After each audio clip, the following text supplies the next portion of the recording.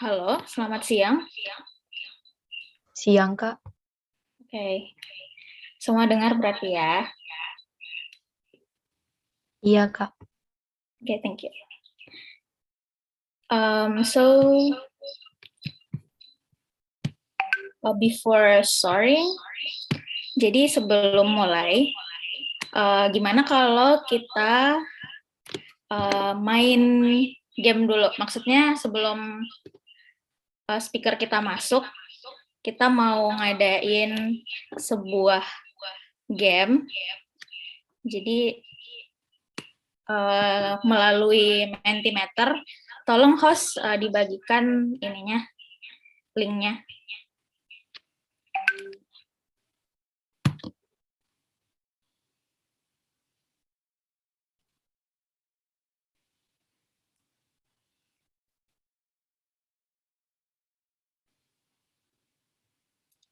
Halo. Something happened.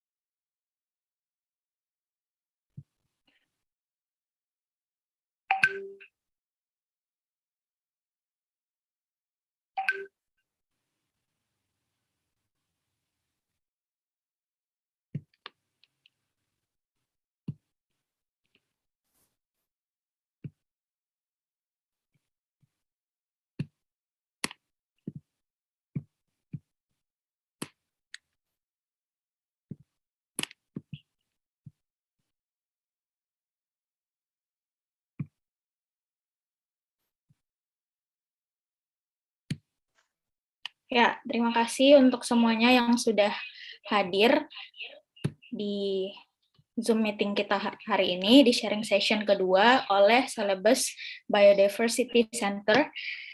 So thank you for attending this sharing session. While waiting for our speaker to enter the room, why not play a game? This is a word game. So I want to test everyone's knowledge, maybe kind of here on marine creatures.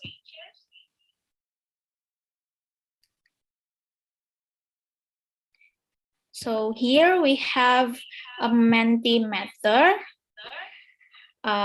So everyone, welcome to type down your words on the marine creatures the most unique marine creatures that you know. Jadi teman-teman, sebelum mulai, sambil kita menunggu narasumber kita untuk memasuki ruangan ini, saya mau minta teman-teman untuk menuliskan satu makhluk laut namanya yang kalian tahu yang paling unik melalui Mentimeter. Jadi silahkan dengan phone-nya buka www.menti.com, lalu masukkan kode 20040337.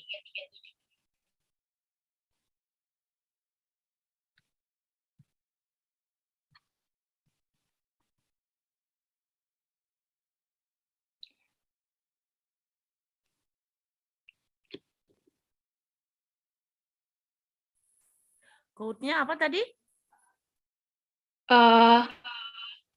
Code-nya 20040337. So think of marine creatures that you know, then type down one of the most unique. So we are creating a word clouds, then we can know then what is the most unique that all of the people here think of.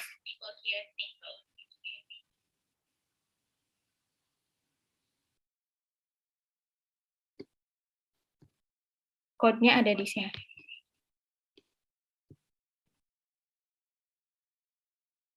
Oh, 2004. No. I mean, yeah. So, tulis menti.com, buka menti.com, masukkan kodenya.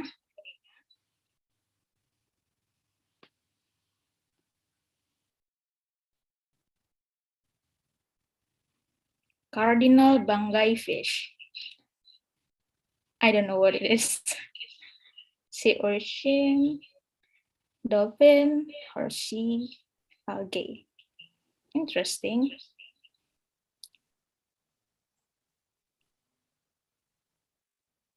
So people are coming.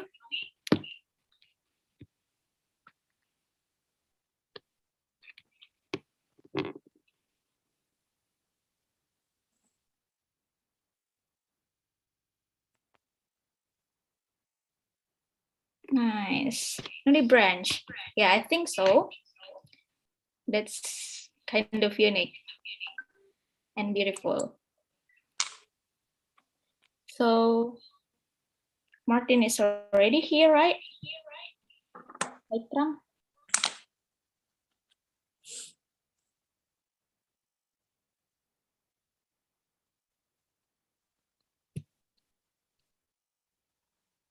We expect 130 people would be present in our sharing session. It's already 47, but we will start like now. So Maarten is already here, right? Hello, Maarten. Are you there? Sore. Oh, sorry. Yeah. Sore. Sudah sini. Oh ya, sudah di sini. So here is our word clouds. Maybe we should finish, right? While waiting for you, we made a word clouds. That's only to have fun. I hope everyone's having fun. That's good. Thank you. Okay. Everyone is just unexpectedly very good. Oh, everyone's good. Oke, karena pembicara kita sudah hadir di tengah-tengah kita, from this point on, let me speak in English, but I guess our speaker is good at Indonesian also, right? Not good. Bisa sedikit, tapi sudah banyak lupa. Wow, that's amazing. That's very good, I think. I do not see your face. So, okay. However, in the end, inshallah, I will share the summary of our talks in Bahasa Indonesia. So don't be afraid if you lose somewhere. Hi, Maarten.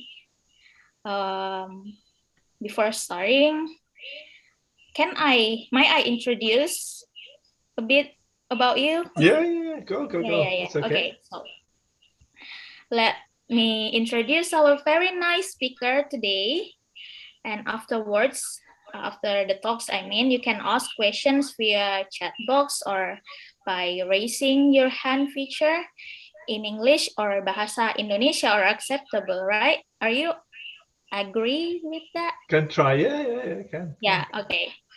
His name is Dr. Maarten de Brauwer. He is from Belgium.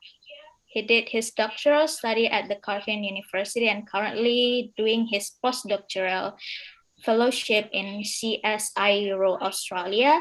It is a national research organization in Australia. His research focus is sea critters, I guess, right? Yeah. Used to do research in Indonesia on coral reefs.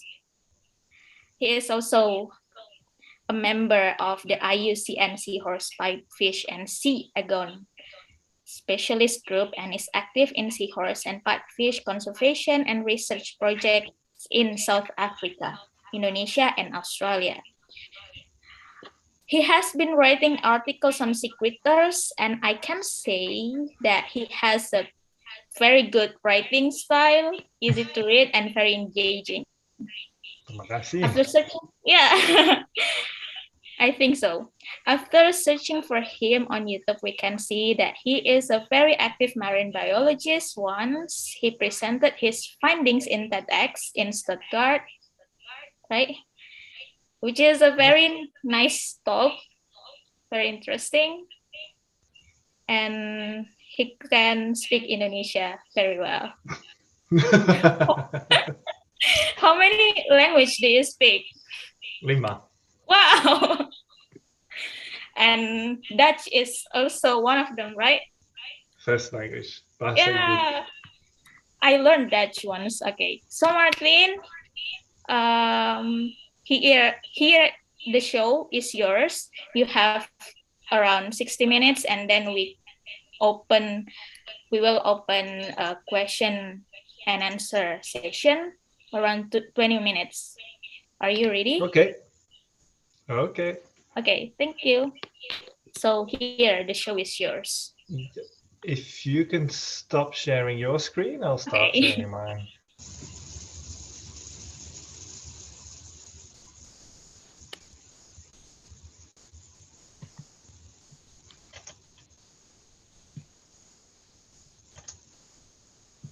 Or I'll just try to share mine, see if that works. You can see the presentation? Yeah. Excellent. Okay. Good afternoon, everyone. And my apologies that I'll be talking in bahasa Inggris. Kalau pakai COVID, sudah lama tidak pergi ke Indonesia dan semua lupa. I don't remember anything. Just little bit. When you have questions, you can try ask in bahasa, and I'll try to answer. Otherwise, I'll ask our dear host to translate. All right. So the talk I'll be doing is quite informal. If you have any questions, just ask a question. It's all good. It's not a lecture. Just ask. That's all fine. And it's a bit about photography, a bit about biodiversity. And it's in two parts. So the first part is a bit more technical, and the second part is just pictures, and I'll just tell stories about the pictures. Since you've already done a great job in introducing me, I don't really have to introduce myself too much anymore. So I'm a marine scientist. I used to be a biology teacher when I was still living in Belgium. And currently I work for CSIRO. What I do in CSIRO is quite different than what I'll be talking about. I work with a new method called environmental DNA, and we're trying to see how it can be used in marine park management. So it's quite exciting on paper. It's good for the applications, but the research is a lot more boring than doing photography stuff in Indonesia. So actually, there's good and bad things. So I have done stuff on coral reefs, but what I mostly did in Indonesia was work on soft sediment, so on pasir, essentially, in Lembe, in Bali Utara, in Komodo, a bit all over. So I used to be a dive instructor. I've done a lot of dives. I kind of had a look all over the world, except for the US, and most of it was around Indonesia, Malaysia, and so on. Some are very cold, but luckily a lot of it in nice and warm water. I have been taking pictures, doing underwater photography since 2009, and this is the camera I use. So this is the setup I use, just to show that you don't have to have a very big, fancy camera to do underwater photography. I've been using this for more than 10 years. Well, this and an older version, and it works. It does the trick. So you can take pictures like very close-up pictures of nudibranchs, which I heard people like, of little seahorses, or you can have more wide-angle shots as well. So it doesn't mean not having a big camera is not a problem to take good pictures. So let's just start with a bit of biodiversity, which you're all very lucky to be in Indonesia. It's such an amazing country for biodiversity. So you're in the middle. I'm not sure where everyone is from. Are most people from Makassar? then you're in pretty much, as you can see, the center. Yeah. So the coral triangle is amazing. There's highest diversity for corals, a lot of fish species, and sometimes, and you'll see it on this graph and different maps that you'll see the exact size, the location of the coral triangle. There's some debate depending on which scientist you talk to, but this is definitely the core of the coral triangle. So just to give you an example, if you look at coral diversity globally, the pink color is where it's highest, and then it just radiates out. The reason is evolution, where Indonesia is now, where the coral triangle is now, is where coral started evolving. When it was still one continent. So it's kind of evolved and the world has changed, but that's where it started evolving. And so you can see, if you look at the Red Sea, which is an amazing place to dive as well, there's only half the number of corals than you have in the coral triangle. If you go to the Caribbean, there's far less. There's about 100 species. And the same story with fish diversity. So you have a lot of fish diversity in the coral triangle, and the further away you go, the less you get. So well over 2,000 fish species in Indonesia, compared to, for example, Hawaii, which sounds like a dream destination, but there's not that many fish there compared to Indonesia. And it's not just with coral and fish. These are the best graphs exist about this, but if you look at mantis shrimp, you have the same. If you look at clams, at pretty much anything you can think of that's on coral reefs, the center is really in the coral triangle, which is pretty exciting. One of the reasons is the Indonesian through flow as well. So this is something that's often not mentioned in the typical communication. So the Indonesian through flow is essentially the largest movement of water in the world.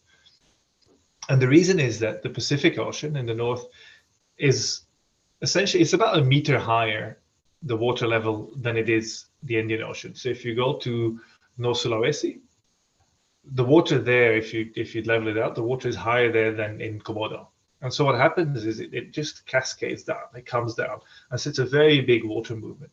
And the thickest arrow is where the deepest channels are between Sulawesi and Borneo. And so that's where that massive movement of water goes. And then the channel itself between Bali and Lombok is actually in current speed the fastest and the biggest movement of water in the world in a small surface area. And so that's what happens is with the strong current, it brings lots of larvae, it brings lots of life, lots of oxygen. At the south, what happens, the water goes over the top and it brings upwelling, so it brings life. So it's a very, very important part, this strong current in Indonesia. What is interesting as well, as you might be aware of, that the Wallace line kind of follows this current. And that's not because the current didn't cause the Wallace line, but the reason is that that's the deepest part of the ocean. So, well, in that area at least.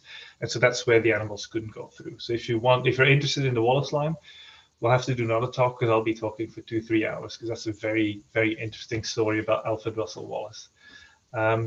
So that's some brief background. Now, Indonesia, as you're definitely all aware, it's amazing for diving. Unfortunately now with COVID, people like me can't come back and go diving, but hopefully you could go around. There's good diving around Makassar, but all around Celebes and further out as well. And in some, it varies in places, but obviously Bali comes to mind, or Sulawesi Utara as well, Lembe, Munake. It's massive, the tourism industry. It brings in lots of money, and a lot of this comes from people wanting to take pictures, or just general people wanting to see the biodiversity. It's been interesting because the first time I came to Indonesia was 11 years ago, and it's interesting how it changes the dynamic of where people want to go diving. So in the 10 years, there's places that have come up and that have become really popular, and others that have become far less popular. Not really sure why. That's again another study, but novelty is definitely a big thing. People want to see new things and they want to see exciting things. So if they, for example, in Cendrawasih Bay in Papua, it's where they found the big aggregations of the whale sharks, where they come and feed from the nets of the fishermen. And everyone wants to go see that. It's quite exciting. Conservation International, they do some good work there as well. So it kind of varies where you go. When we're talking about diving, I'm not sure how many people scuba dive, but if we're talking specifically scuba diving, in Indonesia, there's kind of the reason tourists come is a bit different. A lot of them come for coral reefs, obviously, but there's some really good wreck diving in Indonesia. Places like Pulau in Sumatra is quite nice for wrecks. There's a lot of what we call megafauna, the large animals. Luckily, not that many tiger sharks, but you do get lots of manta rays. It's pretty good in Indonesia. You get the mola mola down in Bali and Komodo. So there's the different things. What I'm very interested in is the picture on the right, which is just sand. Is what we call muck diving. And there's places like Celebes is a very well-known spot there to go muck diving. And the good thing there is there's lots of weird, small, unique, I saw the word cloud, a lot of unique marine life on the sand. Yeah. And so a lot of the pictures I'll be showing come from those kind of environments. And then when we start going to photography, you can kind of divide it in two big things. If you look at the photography, is either wide angle, so like large things like mola mola or big reefscapes, or you get what we call macro, which is you get really close and you get small things, you blow it up like the little nudie bank. Another style, which I don't really use because you need the dome, is what we call half and half, where you kind of see the top and the bottom, which comes with good pictures, but is a bit more technically difficult. So I'll be mostly talking macro and wide angle today. And it's quite interesting. This is the only slide with this many words to know what it's worth, your scuba diving. So if you know what your biodiversity is worth, what your scuba diving is worth, you can compare it to other industries. And you can kind of see, for Palau is a good example. So the sharks in Palau, Gabriel Viana, he did a study and he showed they're worth $18 million a year in tourism. So tourism come, they put $18 million each year to see living sharks. And so the government went, oh, well, actually, the living sharks are worth $18 million. And the dead sharks, the same number would be worth about $10,000 once. So the government went, okay, this is obviously stupid to keep fishing. And so they made a sanctuary for sharks, and you're no longer allowed to fish for sharks in Palau. So it's interesting to have that economic value to know what that's about. And I did a similar study for muck diving. Remember the diving on the sand? And so just in Indonesia, Philippines, Thailand, Malaysia, what I found is the mud dive tourism, so on the sand for the weird animals, is worth $120 million each year. So we get up to 100,000 each year before COVID, I have to say. About 100,000 tourists came to Indonesia and the Philippines and Malaysia each year to go and see weird things. So they came to see seahorses and frogfish and bangkai cardinal fish and those kind of things. And so that brings in employment. It brings lots of money. And what is typical that the divers that do the muck diving, they tend to be a bit more experienced. And they also use a camera. So if you look at coral reef diving, you do like a normal dive in, say, Bali, where there's lots of normal, there's backpackers and there's tourists who maybe not dive. They'll go and they have a try, but they're not very experienced. And they're happy to see a few fish. If you go to Lembe, then the people want to see specific things and they bring a camera. So the majority brings the standard one, the smaller point and shoot like I use, but SLR is the really big setups that are worth lots of money. And then there's a few other things. So it's kind of interesting to see that the high value actually is quite closely linked with photography. And the reason is people who invest money in their camera, especially the SLRs, they tend to go diving more often, they stay longer, they spend more money. So it's good for the economy and it's good for the environment because you're not actually fishing too much in those places. What it means for communities like Tulamben and Bali is a really good example where there's lots of muck diving. It used to be mostly for the wreck, for the US Liberty, and for the reefs around, but the dive guys there, they discovered there's lots of small things. And so the dive industry there took up for looking at harlequin shrimp and looking at seahorses and all kinds of things. And so they decided, like it was massive. Tulamben. I'm not sure if everyone has been. The whole village kind of was about diving. So I'm actually quite interested in what would have happened now with COVID. I know friends of mine who live there, they've lost their jobs. Some people they've gone back to work on the rice farm. So it'll be interesting to see how it recovers, or if it recovers after COVID. Yeah. But if I talk to other divers, they're actually quite interested to go back. Everyone is really keen to go back to Indonesia and dive. So yeah, let's see how that goes. Then let's get to the real bits, the important things. How do we get started with underwater photography?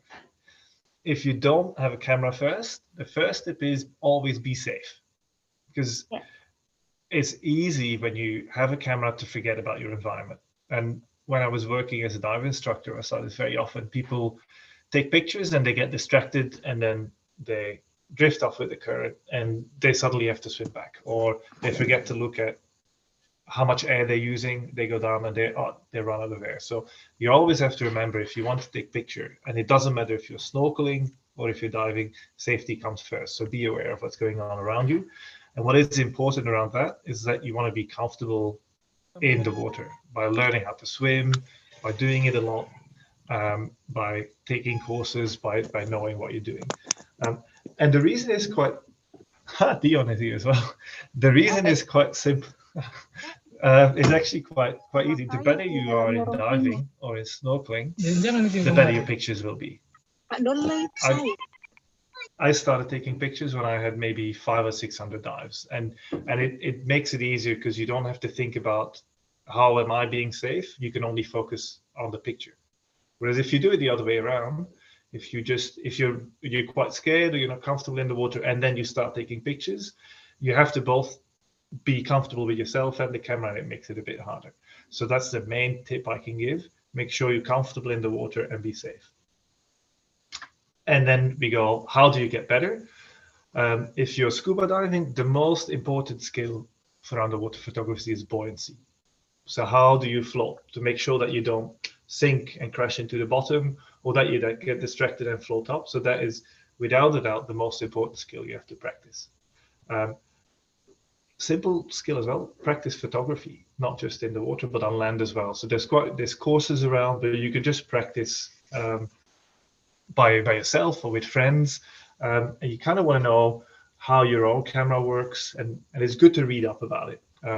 Like there's so many useful tips on YouTube or just other sites where you can go and have tips on both on how to take a good picture, how to compose a good picture. And so it's really good to learn more about it. But as you see on the pictures that I've added here, I'm obviously not taking pictures, I'm doing a survey there, but that's kind of the position you want to have on the water. You want to be straight, you want to kind of be parallel to the bottom, and you want to just be able to do this without using your arms, essentially. You just want to be relaxed, and your fins should be up a little bit so they don't go over the bottom. So best way to do it is experience, but a good starting point is to take courses if you can take courses. But you can learn, you don't have to take official courses, especially for snorkeling. Learn from your peers, learn from other people as well. So photography tips, as I've said, the first thing is practice on land. If you don't know how to use your camera on land and then you go in the water, you're not going to be taking good pictures because it becomes a lot more complicated. So just give me a sec.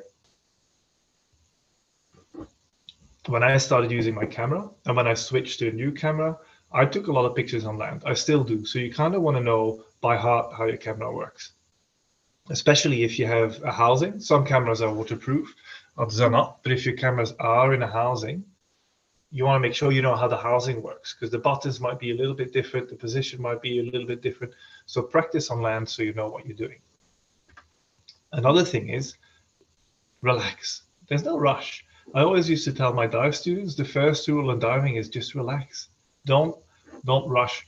You're there to enjoy the environment. You're there to see things. So you don't really want to rush and try and get as much done as possible. It's better to go slow. One of the big reasons is if you chase a fish, the fish will think that you're going to eat it, and the fish swims away and you have the fish tail, and that's it. You either have nothing or you have a fish swimming off in the distance. So if you want to have a good picture, being relaxed is one of the most important things. Another thing is You want to get close. So as you see here, the photographer in the picture, he's actually pretty close to the ghost-pipe fish. You might not see there's two small ghost-pipe fish he's taking a picture of, and I've added a picture of a ghost-pipe fish. That's what he's taking a picture of. It's not the picture he took, but that's the animal he's taking a picture of. So you do want to get pretty close to your animal. And to do that, you need to know like your own limits. You need to know when the animal will get scared, and you want to be relaxed. If you're all moving around and you're getting too close, the animal is going to swim away and it's never going to work. But very important, be aware of your environment and don't damage the reef, because that's where we're going. We're going to photography impacts. So I'm not sure if any one of you has seen these pictures. They're obviously not underwater, but both of these pictures have got something in common. Well, they've got two things in common. The first thing both pictures have in common is they won very big global photography prizes. Both have been crowned in some category or other as best nature photography. The other thing they have in common, they're both faked. So neither of these pictures, so they won the prize and then they got their prize revoked because they staged the picture and it's not real. The picture of the wolf is actually not a wolf, it's just a dog that was trained and that looks like a wolf. So it's the story behind the picture isn't true. The second picture of the anteater, it's a dead anteater. So it's a stuffed animal that they use in the picture and then they said it's a real animal. So what I'm trying to say with this, don't let your will to get, or like your desire to get a good picture, don't make you do things that are not ethical. This is just silly, and you're not actually doing anything good, because there's a lot of potential for impact. So especially when we're diving, if you're not careful, if you're not thinking about, am I an ethical photographer, it's easy to damage the environment. So I did a study where I looked at how often people touched the reef, and when they're not paying attention, they unintentionally contact the reef, mostly with the dive equipment. So it's when you have gauges or anything that's attached to you that hangs on the bottom, and it'll tangle on corals and it'll break them. Sometimes the equipment breaks, and you see when it's not on purpose, it's mostly the equipment and the fins. Those are the two things that have the biggest impact. Sometimes people touch on purpose as well. And in that case, it's very often they bring a pointer, which is like a little metal stick. They use it to support themselves. Sometimes it's the hand and sometimes it's the fins. So it's quite different when people are aware of what they're doing. So what it basically means is if you don't pay attention, you will damage your own equipment and the reef as well. So it's not just for the reef that you're doing it, it's for your equipment as well. When we look at how much damage you're doing, this is from the same study that's related to it. So it depends on the activity. If we're just swimming around and we're observing fish, per minute there's some contacts with the reef, but there's no effect. Like it's very gentle and there tends to be not much damage. But as you see, the time you do most damage to the reef is when people are taking photographs. The reason is very simple: people get distracted. Because instead of looking around you, you look through a small screen and you're distracted. So what you want to remember from this is when you're taking big pictures, be careful, be aware of your environment, because you're most likely to damage what's around you. And this didn't actually have an effect whether you were a very experienced diver or a beginning diver. In general, beginning divers have more impact. They tend to have a bit more effect. But at some point it level up, and it doesn't matter whether you have 200 dives or 2,000 dives. Like photography will have an effect on how well you're interacting with the environment. And then there's the other thing, flash photography. So you might have seen signs like this. Don't use flash photography. You see it in zoos, you see it in aquaria, and some dive centers will also tell you, don't take pictures with the camera because the fish will go blind. So that's the myth. I did a study where we did a whole series of experiments, and I can tell you it's not true. So the reality is, if you touch an animal, it has a very strong impact. So don't touch anything. Like the animals get very stressed, and it's a very bad thing to do. Flash photography does not have any impact on feeding rates, so the animals won't feed less. And it also doesn't do any physiological damage. So what I mean is they don't go blind. There's no damage to the retina, there's no damage to the lens. So you can take pictures of fish with a flash, and you don't have to feel guilty. What you do have to be aware of, don't touch it. And what you also have to be aware of, that we're, compared to most fish, we're very big animals. So we're seen as a predator. And especially as a photographer, what you do is you have a behavior that looks like a predator. When a predator looks to eat, they're very focused. They look at a single fish and they go close to a single fish, which is exactly what we're doing as when we're taking a picture. So when you're taking a picture, flash or not, you're essentially, to that fish, you look like a predator. So especially fish that don't move a lot, like seahorses, if you get really close to them, they feel like something's going to eat me, and it's very stressful. So the longer you're there, they will actually get stressed. So your behavior has an impact.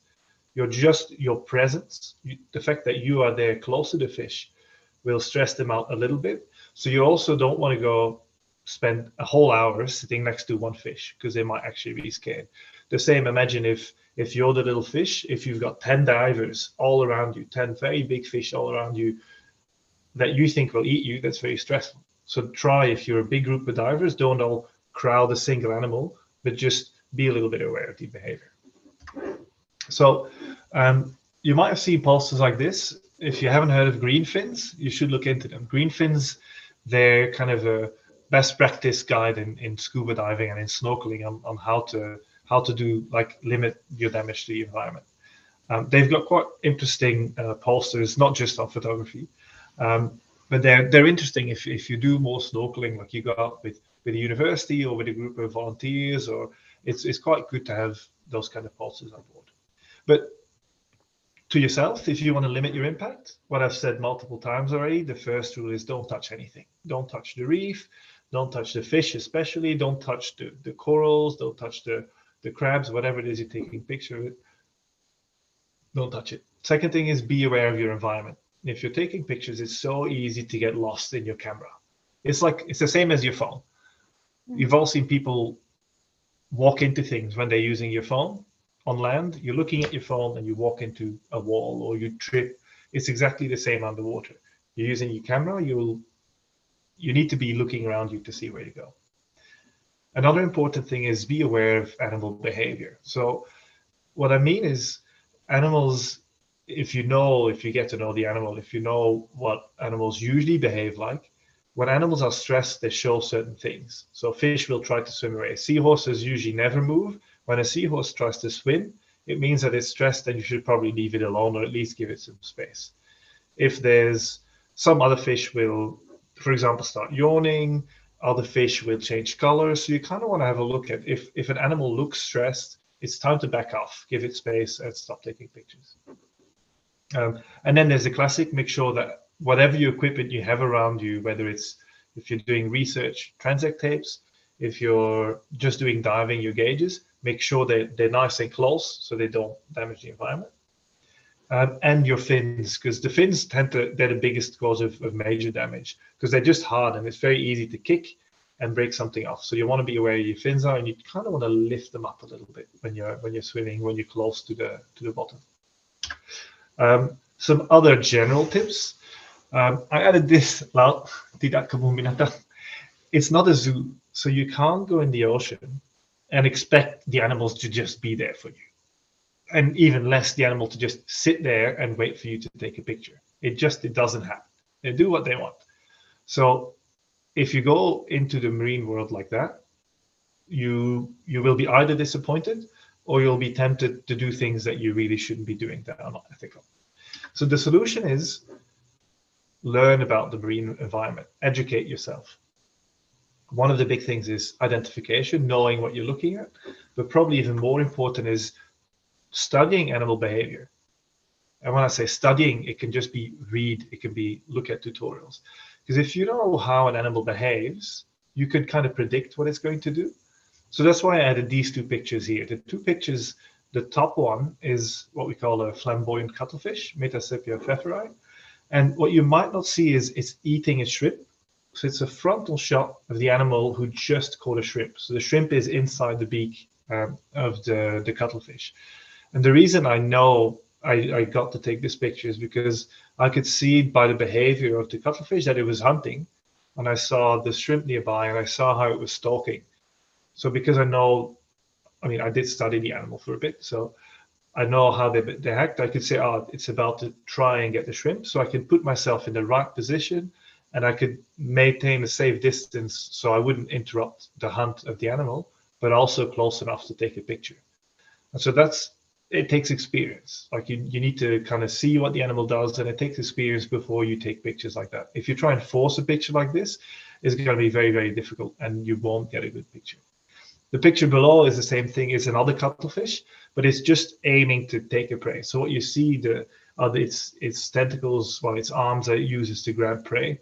And unfortunately, I just missed the prey itself. There was a small shrimp sitting on the outside, so I was not quite quick enough. But it's the same thing. This was during a night dive, and it was hunting, and you can kind of see, you can by the way it moves its arms, you can start to predict when it's about to go for prey.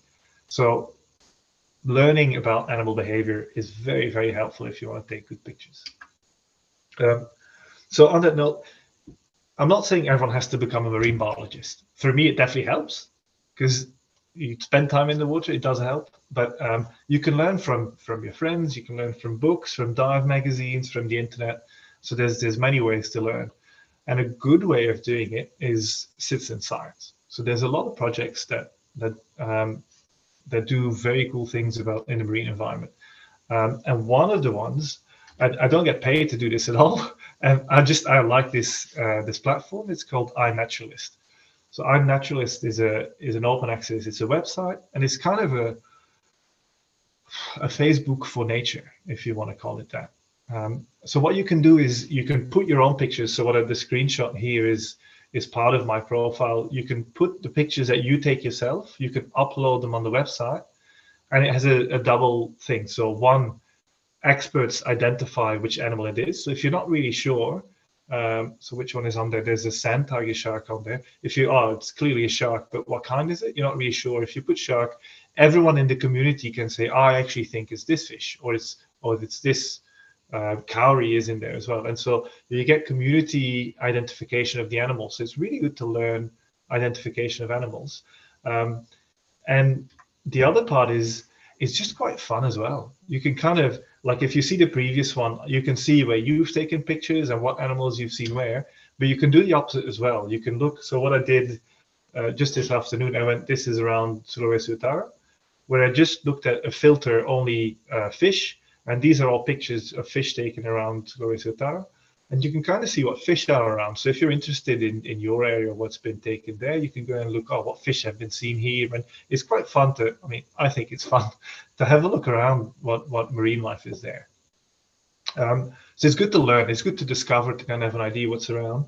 The good thing as well, as a scientist, we can actually use the data as well. So there's a whole back door of iNaturalist, where as a scientist we can go in and we can actually take the data and use it for research. So there's a lot of papers that have been done with iNaturalist where they show species that are like new species have been discovered with iNaturalist. There's been species that thought to like only occur thousands of kilometers away that suddenly showed up in a certain area. So it's quite exciting for that as well. And for Indonesia, there's not that much information on the marine environment, except for places like here, like Lembe and Bunaken, where there's lots of tourism and lots of divers. You'll see lots of this.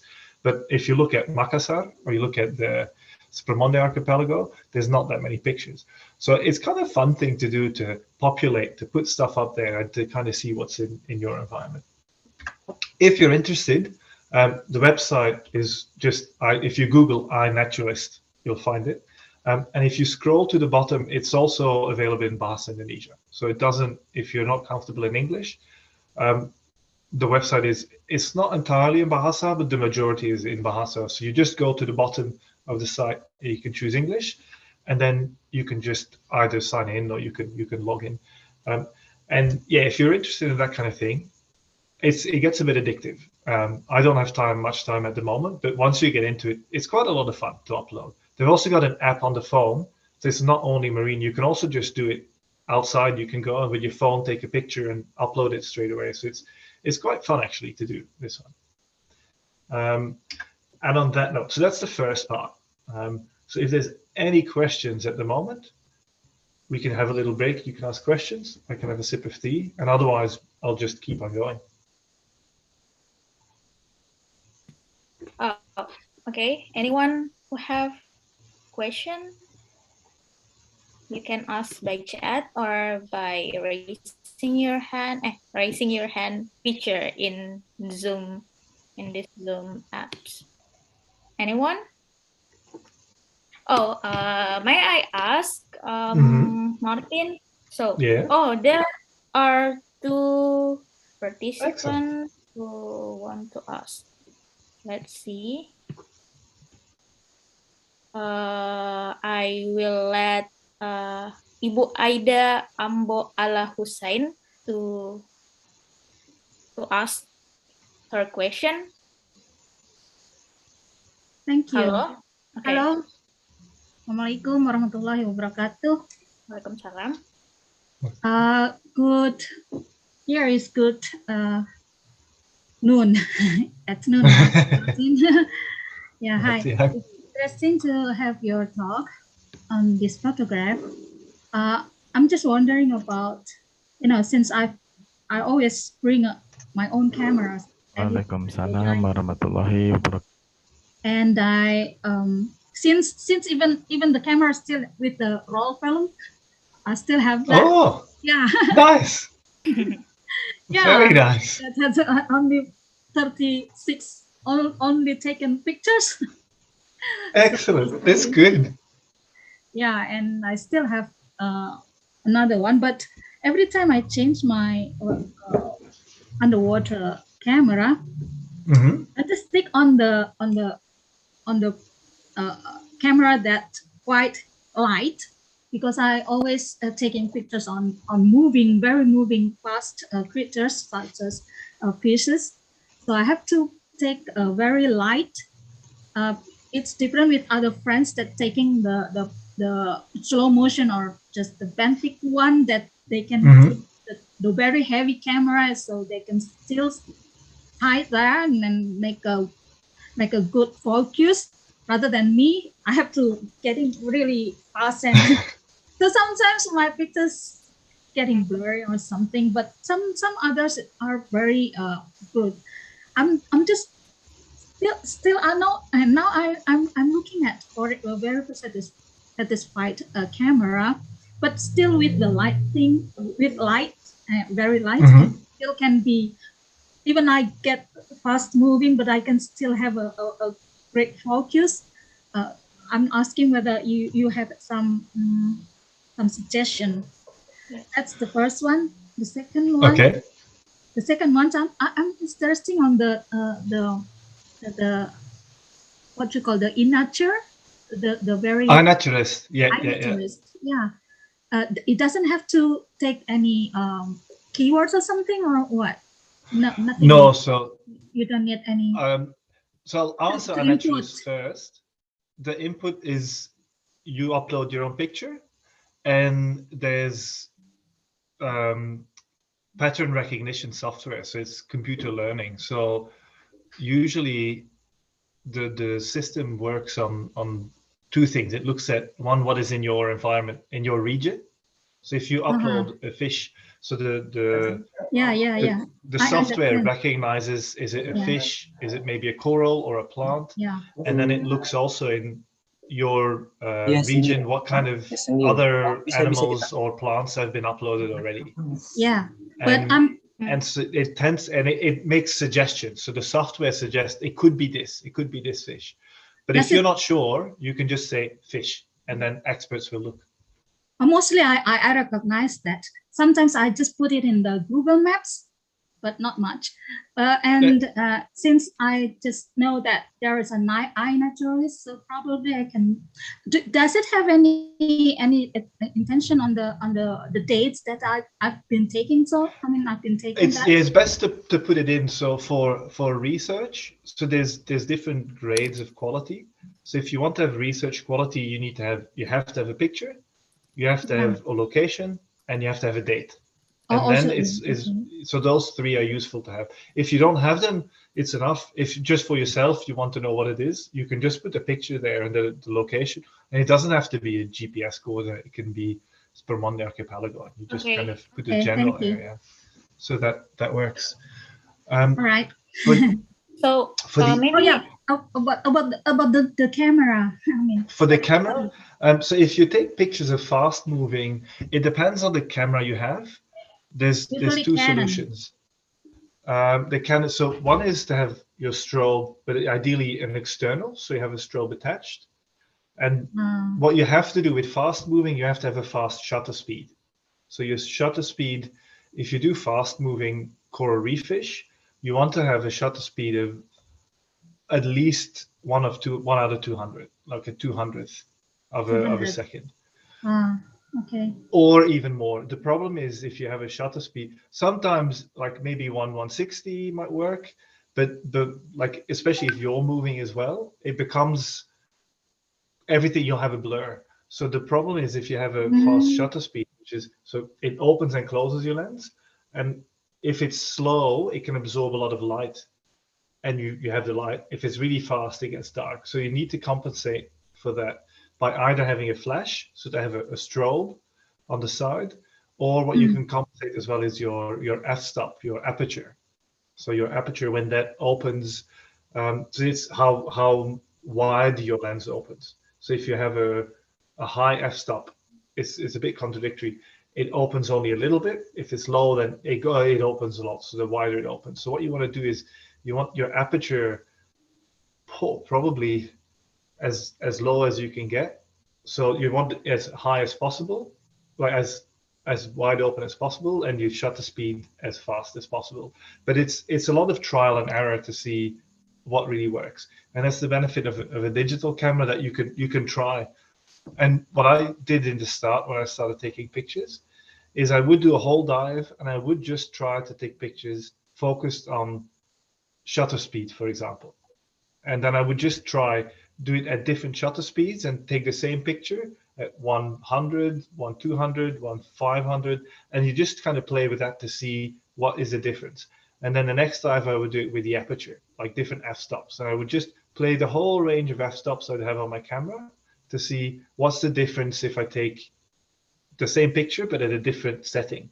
And then you start learning what the limits of your camera are. And for me, that helped a lot.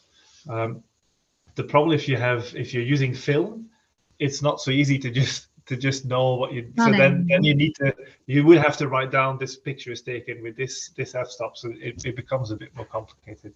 So for an analog camera, probably having an external strobe or a light source would probably be the best solution. Okay. Does that help? Yes. Thank you. So I think there's another question. Yeah, there's another question from Ibu Inayah Yasir. I will let you ask around 1 to 2 minutes, maybe. Okay. I don't think I think most of the question I want to ask have been answered, so not really. I just want to ask about the type of the camera. If I do photography underwater, usually it's for research. So it's not really for detail like underwater photography, which is really, like what you show here. It's very nice, very, you got the detail, but it's also beautiful. You got the whole detail things, which is always amazed by this photographs. Yeah. If I want to do simple one, I think I've got Nikon Coolpix. Yeah, they're really good. I think that's already good. I mean, it's a digital one. No need to. It's auto. No need to, do the manual things, which is really sometimes make me confused, and also very how do you call it? If the result is not good, so this one is quite okay, I think. What do you think about it? The Coolpix AW120. That is good. It's Yeah. What I use, because I use it for both my camera. I use for research and for photography. So I went for a G12 because you can do it on automatic, but you can also do manual. A few of the things I did. One of the good cameras I like is the Olympus range. So Olympus, they have cameras that don't even need a housing, and they've got really good. The benefit of I can't really remember the exact name of the camera, but Olympus, they've got small point and shoots that are waterproof, they're shockproof, and they also have a really good zoom. So I see that your picture is some algae. I'm not sure what it is. Is it rhodophyte? And it looks quite nice. Which one? Your profile. That's seaweed. Yeah. So if you take pictures of seaweed and you want details, the Olympus has got the TJ. I see. I think it might be. So it has a really good zoom as well. So if you're taking pictures during research, sometimes you want detail, and like I think the Coolpix does it as well. But the Olympus used to have a really good zoom, like a super zoom, so you could kind of take a general shot in automatic, and then you just go really close and take a close up of whatever structure you need. And then I do like that. In general, for research, I prefer simple cameras. What I did as well, I'll just quickly go back for my talk. I'll just quickly show you the housing I use. This is gonna be a while to go through it. The housing I use, I've specifically bought. I was lucky that I had a bit of funding that I could use for it. Is the Syauqah housing, which is a metal housing, and the reason I bought it is it's indestructible. Because I don't really take good care of my stuff. I hang it on my BCD and it dangles and it goes in the bolt and it gets smashed around. And I used to have a plastic housing and that broke. And so I had some funding and I went for a rugged one. And that's what I like about the Olympus. But usually that one's very big and heavy. So that one, so they do them for point and shoots as well, Syauqah. So the one I have, I'm not sure if where are we? Like it's about, like I have big hands, so I can hold it in one hand, but it's not much bigger than a normal point and shoot. So you don't have to have like, not the you one, can just slip it on. I've seen one, the really big one in 1980. 1987 when we go dive. It's with two big arms out for light and quite complex things. See. No, I think that thank you very much. There's another question there. I'll let it. Other question? Let the time for them. Thank you. Thank you, Ibu India. Okay, maybe we have already some questions, but you can continue if you. It's the best. Or... I'm happy to. I'll just quickly look at it because I do have. Dion says congratulations. Yeah, thanks, Dion. It's good to be at CSIRO. Dion and me studied together at University of Western Australia. How many years ago? Many years ago. 2014, I think, maybe 2013. There's a link. Can we feed wild animals? Best not to. The question, because the problem with if you feed wild animals, you alter their behavior. So, and it depends on the animal. So in some cases, if it's very big animals like sharks, they tend to become used, like for example, in West Australia, there's a big problem where people used to feed them. And now the sharks, when they hear a boat engine, they straight away think they're going to get fed. So they get aggressive when people get in the water. So it's not very good. So that's for big animals. For small animals like small reef fish, what are they called? Sergeant majors. They're very common reef fish. And I've seen people very often feed them bread. The problem is they don't digest bread and it's actually really bad for them. They can get quite sick. So unless if you have specific fish food that's good for the fish and they're very specific diets, I would say it's best not to do it. That's my opinion. More information about the citizen science. The Unnaturalist, I think we don't really have time. If you want to have more information, just send me an email or send me a message on Twitter or Instagram or I think or via the website. Or I think you can, my email address, I'll put it in as well. So if you've got specific questions, just send me an email That's probably easier. Then someone says there's experience in shockproof underwater cameras. Good idea. I do know people who have the shockproof point and shoot, like the Olympus one.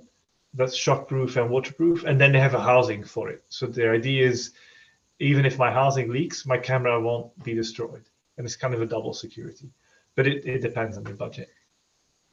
All right, I'm gonna, because I'm also aware of my time. I'll just go on a little bit and just share some pictures that I was going. It was actually quite fun because of COVID, I haven't been diving for a while, and so I went through all my old pictures and I had a look, and it was quite fun to see what was around. So I've done a lot of work on pygmy seahorses. I'm just going to randomly share pictures now. And I really like pygmy seahorses. All of these pictures are taken in Indonesia, and they're very small. So if you look at your small finger, they're like your smallest fingernail. That's about the size they are. Bargibanti gets maybe 1.5 centimeters, but Hippocampus pontohi is less than 1 centimeter. So they're very, very cute. They're very hard to take pictures of. So you need to be very patient. And to show you, this is a challenge, and I invite everyone in the chat to give an answer. The question is, how many pygmy seahorses are in this picture? So if you can see the picture, this was taken in the northeast of Bali, in Amed, on a sea fan. So I did a bit of research on these guys, and I looked at a lot of sea fans. So this is to show, like, the picture of the pygmy seahorse is very different when you see the close-up versus that one. So if people want to guess in the chat, then you can have a guess how many are in there, and I'll show you. I've seen 3. You've seen 3. Excellent. 10. This is ambitious. Someone says 3. That's a good guess as well.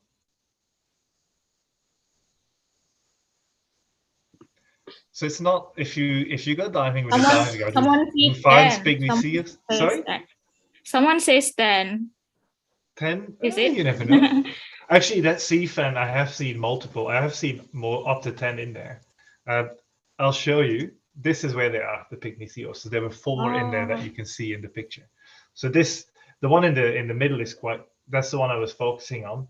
But the rest is, like, there's small differences on the texture of the skin is a little bit different, and it's the color is slightly different as well. So it's a challenge, but it's quite fun to go look for them once you've seen them once. I still remember the very first one I found myself. I was very, very happy about it.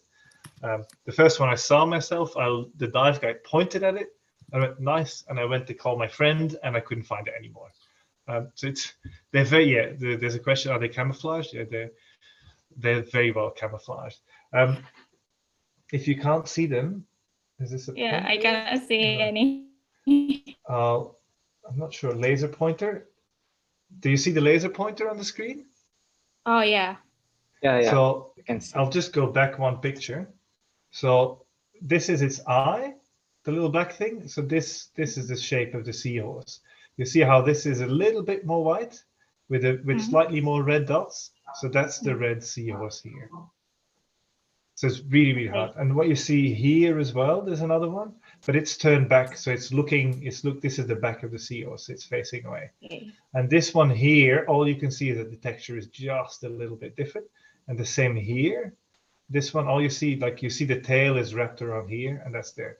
But I can imagine on your computer screen, it'd be very hard to see. But it's a fun challenge to try and find them.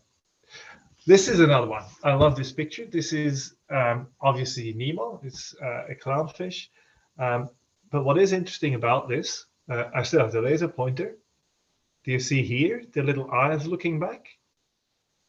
So what this is, it's what we call a tongue eater parasite. It's a crustacean. So this crustacean is a parasite, and it goes in through the back, through the gills of the fish, and it hangs on to the tongue of the fish, and it eats the tongue of the fish, and then it holds on and it replaces the tongue, and it just sits there. So what is it? And these are small things, and this is when I was talking about behavior. it helps to know behavior of a fish, because when fish have this parasite, they behave quite differently. They swim a little bit different, and they do lots of gulping. So they open and close their mouth a lot. And so there's small things to kind of see what's going on. What is another very interesting, but a bit of a disturbing detail of this parasite, what they do, they don't not only live in the mouth of the fish, they also chemically castrate the fish. So what it means is they stop the fish from reproducing. And the reason the parasite does it is fish spend a lot of their energy on reproduction. So a lot of their energy goes to fighting off other fish or to creating gonads to spawn. And so there's a lot of energy goes to that, and a lot of risky behavior as well that might get you to get eaten. So as a parasite, if you stop your host from wasting all that energy, the host lives longer and is healthier. So the parasite actually keeps the host healthy for longer, so it can live for longer, which is amazing. These are the things that I really like about it. Interesting. What do we have here? This is kind of I like this shot because it shows a coconut octopus, which is not holding shells. So it's an octopus that lives on the sand, but it uses tools. So it grabs coconuts or shells and it makes a house out of it. So this is on a site in Lambe, and they're quite nice. Sometimes they'll sink into the sand, and they're quite inquisitive animals. And yeah, this is I love this kind of environment where you go diving and there's just not much else. There's just sand. It looks like there's nothing, but at the same time, there's lots of little animals. Let's have a look. There's a question. When did you start doing underwater photography as a marine biologist? I started in 2009 is when I started taking pictures. So at that point, I had about 500-600 dives. And I wasn't even trained as a marine biologist then. So I started as a diver first. As a marine biologist, is it a skill to master? Not necessary. It helps if you know how to use it, but it depends what you do. There's many things you can do as a marine biologist. I know quite a few marine biologists who don't even dive, who don't really go in the water because they do lab work, and that's entirely fine. So it depends what you're interested in the environment. Let's go on. This, I actually won an award for this picture. This is a little scorpion fish, Richtidsonichtis is a genus, taken in Rajampa. So one of the tricks as well to make underwater pictures look better is to get low. So what you see is my camera was almost resting on the sand, and you kind of have the profile. So you see the fish and you have a lot more expression of the fish. So it makes your pictures a lot better if you go at eye level of the fish. Because usually when you're diving or you're snorkeling, you're above, you're on top of the fish, and you see like the classic, you just see like the top of the fish, and it's always the same shape. If you sink down at the same level of the fish, you're in their world and you can actually see their expression, and your pictures become a lot more engaging. It becomes more interesting to look at. Yeah. And yeah, this little guy was very cute. That definitely helped as well. Also, this one, it's a classic photography technique where you, instead of always taking the side of an animal, you take a frontal shot, a portrait shot, because that's not so common in fish. And once you have a portrait shot, straight away you have like a different atmosphere in your picture. This is a little Brianinops. It's a little goby. And again, it comes down to knowing your marine environment. So these fish are small. They're like, I think this one was maybe 2 or 3 centimeters. And they live in large sea fans, in large corals. And so it's really interesting to know where they live. And so, because just finding these fish is hard, but if you know they live in this kind of coral, you can look a lot more specific. This coral, maybe this kind of fish is in there, and it will be easier to find them. That's my trick. I'm not very good at finding animals, but I know where they live, and that's what makes it easier. Another technique I've used here is the black background. It's actually a blue background. So what I've done is I've reduced the amount of light. I've used a flash, and then I've changed the settings on my camera to be quite sensitive to light. So what it means is that all the background, my flash doesn't reach there. It all seems to be black. And so you have a lot more contrast in your picture. So if you can take a picture with the background that's not cluttered, that's just blue, it straight away makes it a lot more, makes your colors pop out a lot more. What else do we have? Here we're talking about behavior. This is one of the coolest behaviors I've ever seen in nudibranchs. So what we have two species here. The one on the left is a sea hare, is Aplysia. I'm not sure of the species. And the one on the right is called the genus is Gymnodorus. And so I'd never seen this Gymnodorus, but I knew from books that they eat other nudibranchs. And so I was diving, this was in Lembe, and I saw the Gymnodorus and I thought, oh, this one eats nudibranchs. And then I saw the other nudibranch as well. And I just waited, and you could see how it was following its trail. And the end result is it hunted, the Gymnodorus hunted the nudibranch and ate the other nudibranch. So I got really cool pictures of how one nudibranch was eating the other one. It was just like a noodle, like mee goreng. It was just like eating the other nudibranch. So it's, again, knowing what marine life is there helps you find opportunities for pictures. We're back to parasites. It's not always fish. So what we hear of is shrimp. The genus is Pericliminus. The species is really hard to find. They live in sea anemones. And what you see here, I'll show it in a second here. This lump here. So I'll go back. This is another crustacean that lives. So this is a parasite that feeds on the gills of the shrimp.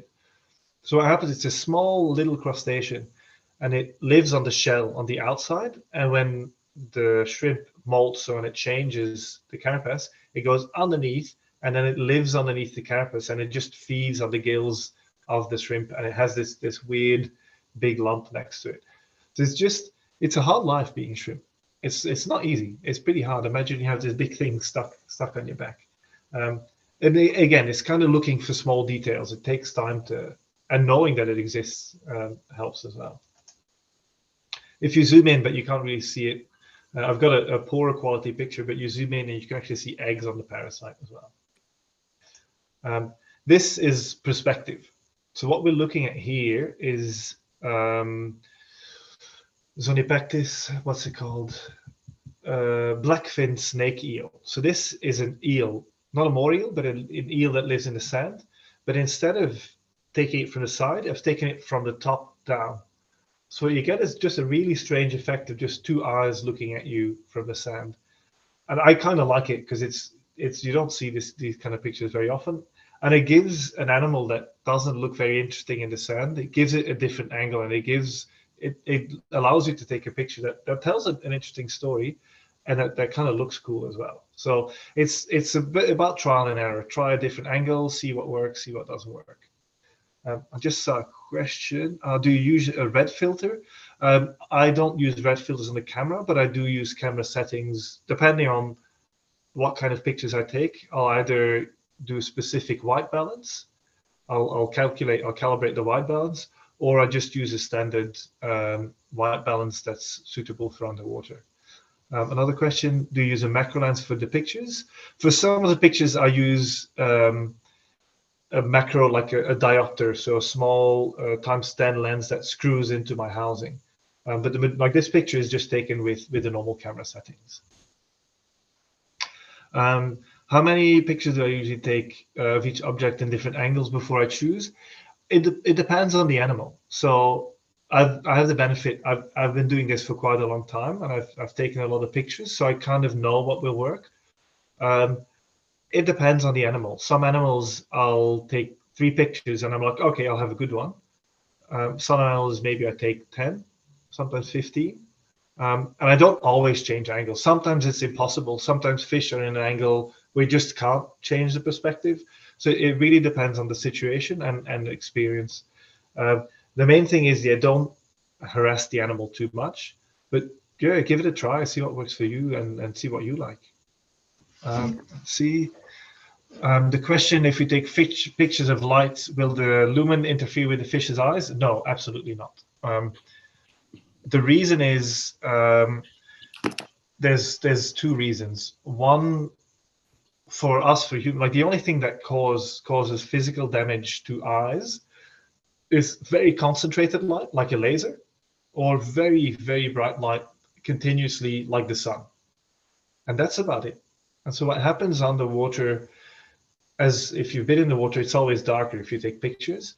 The light, in English, it attenuates quicker. So it's absorbed a lot quicker, the light underwater, than on land.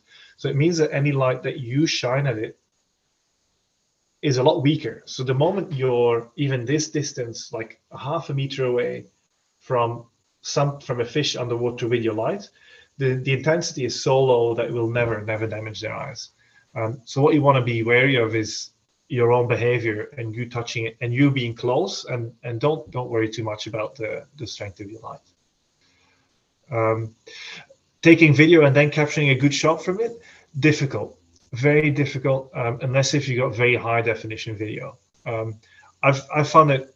I've never actually managed to get good captures from videos that are like photography quality. I think if you have a very high definition camera, maybe, but a lot more difficult because it's harder to frame your subject. I think if you take videos, that's a whole thing. That's a whole nice thing on its own. I actually, the reason I started getting into video because it's much nicer to communicate with people who don't dive, because it's quite nice to see how the animal moves and or just general what it looks like. It's really nice to do it on video. The problem is I'm a bit of a perfectionist, and to get it right, like the editing of the video afterwards and to make a nice, good looking video is a lot of effort. And I'm a bit too lazy. I know I'm comfortable enough doing video or camera, like photo editing, though I don't do it very much. But video editing, it's nice. I like it. It's a skill I would like to learn. But if you've got a video camera, just do good video editing. I wouldn't take stills from it. I have to go in 5 minutes. Let's see what else I've got. Oh, I have a lot of pictures, but I'm gonna have to go in like 5 minutes. This is the hairy frogfish. This is another thing that I find interesting. There's a lot of variation in color in these animals. So this is all the same species of fish. It's all Entenarius striatus, the hairy frogfish. And what they do is they change their color and even the texture of their skin depending on the environment. It takes a while. So I think this one was taken in Bali, I think, if I get it correct, in quite a silty site. I love the black one. They're really, really hard to take pictures of. This was taken deep in Celebes Strait, and what you see in the background are sea urchins. So when this animal hangs out with sea urchins for long enough, it will change and become black. And what you see is, as well, you see the hairs here, they're a lot thicker than the ones here, they're a lot fuzzier. So they'll even adjust that. And then this one was shallow in an area where there were sponges and algae of that orangey color. So I find it fascinating to see how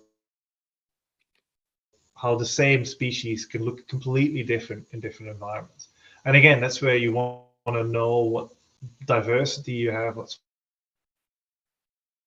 species are around to kind of know what you're looking at. I'll do one more. Oh, this is one of the first pictures I took ever. Well, not ever. This is when I started taking pictures. So this is taken on a night dive. It's a black water shot. So this is floating. It's a floating sea with a little nematode, with a diameter with a small worm to it. I like it because it's just very Sorry, the sounds like is your voice getting you see it, but yeah. It's just black background. I kind of like this one. So it's on a night dive, just in the water column. So it's not on the ground. It was just free swimming. So it's one of my favorites. I really like it, even though it's very sober. There's hardly in there, but it's kind of like the composition, and I just like the contrast. So yeah, you can get good pictures in all kinds of environments. I'll finish with some small frogfish, and then I'm going to have to go. Yeah. a lot of fish are very small. So the frogfish I showed before, these ones, they're about at maximum size, maybe 15 centimeter. But when they just settle on the reef, this is not mine, but this is my finger. So they're small fingernails. So sometimes you have to look very, very closely to see where they are. But you still see, they're still grumpy little fish. They're still very cute. Like here, this is Antennaris maculatus. You see the coloration. You can even see its little fingernails, like the here. They've got a different coloration as well. So it's very, like a lot of these details, I wouldn't have noticed this while taking the picture. So is my voice great? Maarten, I think my battery is almost thank you very much. Thank you very much. Apologies for that. I'm going to have to go, unfortunately. I have to meet people in 15 minutes. So I could take one question if there's a question, but then I'm going to have to leave you. If there's questions, please. Maarten, it's me, Ikram. Yes, the orange one's face indeed looks about. Hello. Fish. They always like that. All right. In that case. Hello. I think my.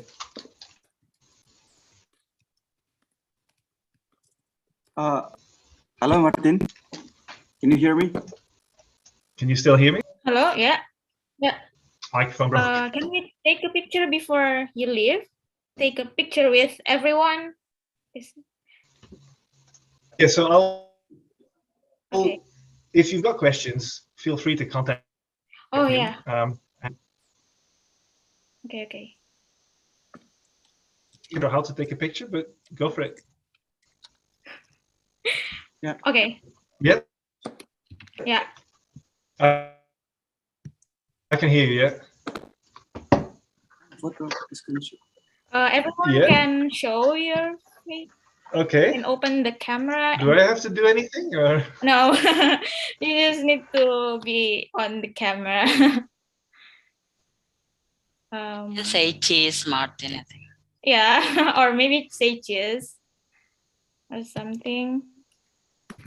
Wait a bit. One. Wait. 1, 2, 3. Okay. Next one. 1. Okay. Some people are not showing up. Okay. Thank you, Maarten. We have finished the picture. Taking a picture. Okay. Thank you, Maarten. Thank you, Maarten. Sama-sama. Sampai jumpa Yeah, lagi. thanks, Maarten. That was great. Yeah. Sampai jumpa lagi. Sampai jumpa lagi. Before leaving, I would have some information if everybody still have time. Yeah, we want to share something. Kita mau. Halo. Halo. Oke. Jadi perkenalkan, saya Ikram. Orang yang di belakang ini sebenarnya. Jadi kami dari Celebes Biodiversity Center. Jadi semacam pergerakan komunitas anak muda di Sulawesi. Khususnya kami di Sulawesi Selatan. Dan kita berharap ke depannya Celebes Biodiversity Center ini bisa menjadi semacam wadah bagi para peneliti, baik itu yang masih muda, mahasiswa, sampai mungkin dosen yang tertarik untuk mendokumentasikan dan eksplorasi flora fauna atau biodiversity di Sulawesi pada khususnya. Nah, ini mungkin masih langkah awal dari Celebes Biodiversity Center. Kita masih bentuknya komunitas, mungkin kedepannya akan berubah status menjadi lembaga yang lebih istilahnya mungkin bisa jadi NGO atau yang lebih formal mungkin, dan kita akan melakukan banyak kerjasama ke depannya. Jadi harapannya mungkin teman-teman atau Bapak Ibu yang hadir di sini, siapa tahu ke depannya kita bisa melakukan kerjasama. Selain itu, CBC juga punya mimpi untuk membuat semacam network citizen science di Sulawesi. Jadi kedepannya mungkin akan ada kegiatan-kegiatan yang terkait bagaimana sih cara mendokumentasikan dan mempublikasi observasi di lapangan. Nah, salah satu contohnya sebenarnya dijelaskan sama Maarten tadi terkait iNaturalis. Jadi iNaturalis ini salah satu platform yang akan kami promosikan ke local citizen. Saya sebenarnya sudah memulai, saya sempat memanggil adik-adik di biologi Unhas, kehutanan, kita sempat ada pertemuan, kemudian saya perkenalkan iNaturalis itu seperti apa dan manfaatnya seperti apa untuk mendokumentasikan keanekaragaman hayati di Sulawesi. Dan ini juga sangat berkenan dengan programnya United Nations untuk conserve atau mendokumen spesies di dunia.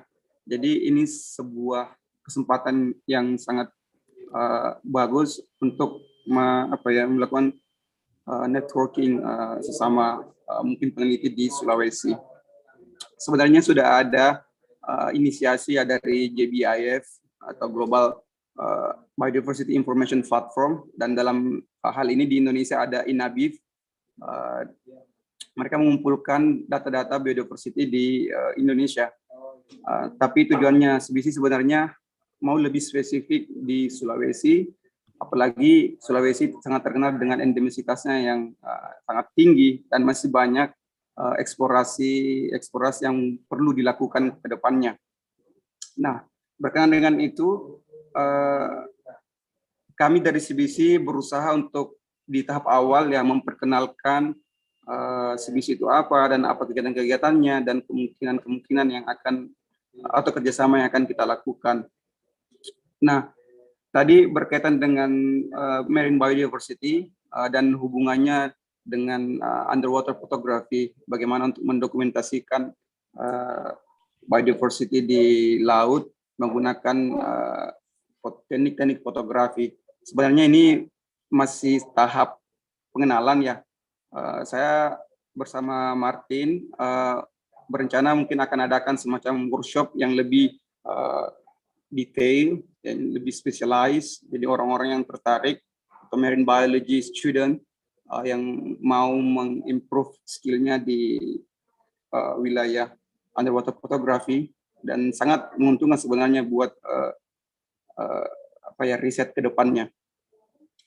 Selain marine biodiversity, kita juga mencakup freshwater. Oleh karena itu, 2 minggu ke depan saya sudah menghubungi salah satu pemateri dari Museum Zoologi di Berlin, dan beliau sudah sepakat untuk menyampaikan materi atau webinar terkait freshwater biodiversity di Sulawesi. Namanya Thomas von Rintelen. Mungkin teman-teman yang atau bapak ibu yang meneliti terkait freshwater invertebrates atau ikan segala macam di Sulawesi tahu orangnya. Jadi kami sudah mengundang beliau dan tanggal 15 Desember. Jadi mungkin Bapak Ibu atau teman-teman bisa save date tanggal 15 Desember jam 4 sore. Nanti kita akan kirim informasinya juga melalui sosial media. So stay tuned on Celebes Biodiversity Center dari Twitter, Instagram. Juga rekaman ini bisa dilihat di YouTube. Jadi hari ini direkam, di live streamingkan di YouTube. Jadi yang ketinggalan mungkin tadi bisa lihat videonya di YouTube. Ya, ini terima kasih Syauqah. Jadi ini pematerinya untuk sharing sessionnya bersama Thomas von Rintelen. Semoga teman-teman yang join, Bapak Ibu yang join kali ini bisa punya kesempatan untuk bergabung kembali di sesi selanjutnya. Dan ke depannya akan banyak sesi-sesi yang berkaitan dengan biodiversity di Sulawesi. Jadi ini merupakan langkah awal ya untuk membuka wawasan, khususnya mungkin mahasiswa S1 yang mungkin masih galau ya terkait mau penelitian apa dan segala macam. Jadi harapannya dengan memberikan webinar-webinar seperti ini bisa membuka wawasan bagi mahasiswa bahwa ada banyak hal yang bisa dieksplorasi di Sulawesi. Jadi itu harapannya dari CBC. Oke, Kak. Ya, thank you. Baik, semuanya terima kasih banyak atas partisipasinya. Sebelum kita akhiri, saya mau mengingatkan kalau kita itu ada form untuk feedback. Jadi teman-teman bisa memberikan feedbacknya untuk kegiatan kita sebagai pembelajaran untuk kegiatan kita ke depannya bagaimana. Selain itu, sebenarnya tadi sudah banyak ya yang dijelaskan sama Maarten terkait dengan fotografi bawah laut, dan kita juga udah disajikan dengan gambar-gambar yang sudah dia ambil. Yang terpenting, saya mau sebenarnya summary sedikit saja, teman-teman tadi saya lihat banyak yang sangat menangkap dengan penjelasannya Maarten, tapi yang terpenting kenapa fotografi bawah laut ini penting dalam dunia biodiversity itu karena Indonesia ternyata punya banyak sekali potensi, terutama dari potensi ekonomi, biodiversitas, karena arah stream di Indonesia itu sangat unik. Selain itu, teman-teman diharapkan kalau misalnya punya kemampuan untuk diving, fotografi bawah laut bisa ditingkatkan, bisa belajar lebih banyak, dan tetap memperhatikan keamanan dan keamanan diri sendiri, juga keamanan makhluk di bawah air. Terima kasih teman-teman sudah ikut. Baik, saya akhiri semuanya. Terima kasih atas waktunya. Untuk post eventnya tadi sudah ada form yang sudah dikirimkan dan nanti juga akan kita kirimkan melalui email. Saya harap semua bahagia dan tetap belajar lebih banyak. Terima kasih. Assalamualaikum warahmatullahi wabarakatuh. Waalaikumsalam. Waalaikumsalam warahmatullahi wabarakatuh.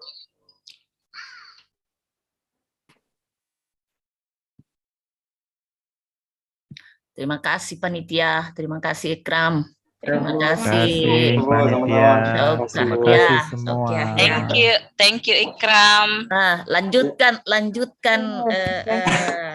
kegiatan yang positif ya, lanjutkan. Ya, malam yuk katanya mau bikin ini websitenya. Yang mau bikin website kebetulan ada senior Kak, jadi tunggu dulu setelah SKB katanya. Oh belum ya? Iya. Oke. Nanti nyusul. Oke. Ya, Ditunggu banyak ya websitenya. kalau ada perkembangan berkabar-kabar. Siap Bu. Kalau butuh bantuan juga Bu Ina ya. Iya. Terima kasih Kak Kurni. Ini sudah dapat bantuan juga dari sekolah pasca sarjana. Kita dikasih akses untuk Zoom segala macam, dikasih fasilitas. Oke, great. Izin live ya. Ya, izin Ya, live Bu. ya. Terima kasih. Assalamualaikum. Waalaikumsalam.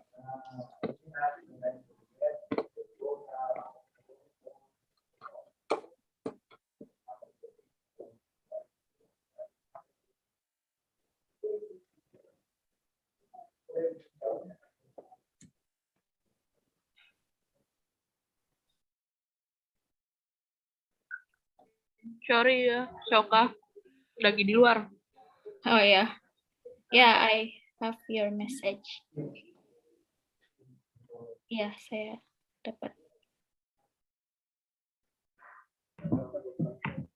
Kalau Kak, maaf ya, tidak berpartisipasi dalam pertanyaan. Semoga berikutnya. Next. No worries. Ya, save the date ya, tanggal 15 Desember. Oke. Sorry Kak, nggak siap.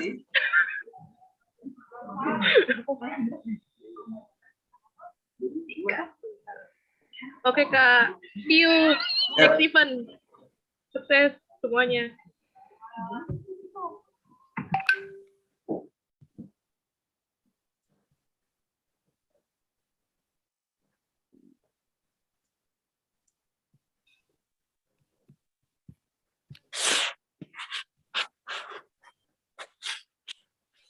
Sandi? GG. Berani yuk bicara, nggak di record. What is GG? Good game. Oh.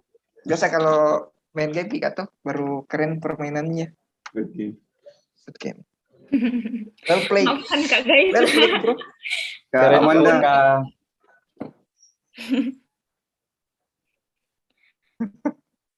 Ini Agus ngechat patah mukanya Ian di situ. Tadi tuh yang ini yang bertanya, yang raise hand ku ingatkan Ji bilang yang tadi kan yang pertama Ibu itu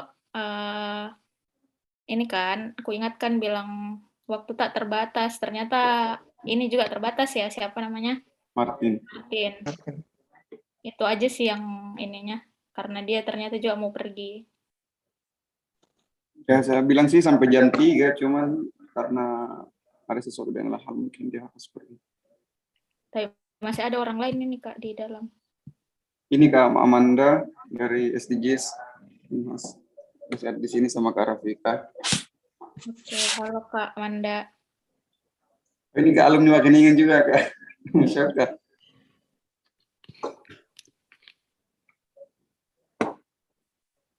Masih share screen kah? Masih tershare screen kok. Kenapa ini masih ada live di YouTube? Oh, wait. How should I stop it? Tadi sudah aku matikan recordingnya sih. YouTube-nya Kak masih ada. Oh. Harus diedit YouTube-nya. Iya, bisa diedit kok, bisa. Oke, leave me Pak. Yeah, thank you Kak. Bye-bye. Yeah, you're welcome. Assalamualaikum. Salam. Thank you Kak Rafika, Kak Amanda.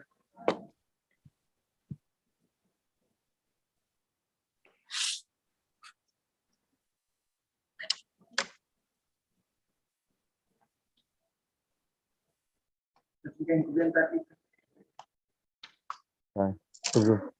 kasih Kak Yuka.